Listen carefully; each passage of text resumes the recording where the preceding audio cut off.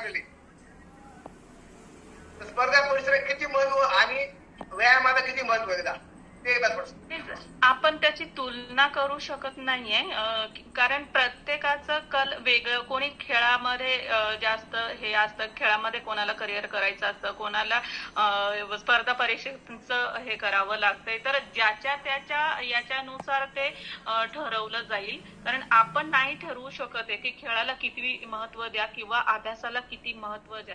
त्या विद्यार्थ्याला कशामध्ये इंटरेस्ट आहे त्याचं आपण हे केलं पाहिजे आणि त्याच्यानुसार ते ठरवलं पाहिजे की किती खेळाला महत्व दिला पाहिजे आणि अभ्यासाला किती महत्व दिलं पाहिजे.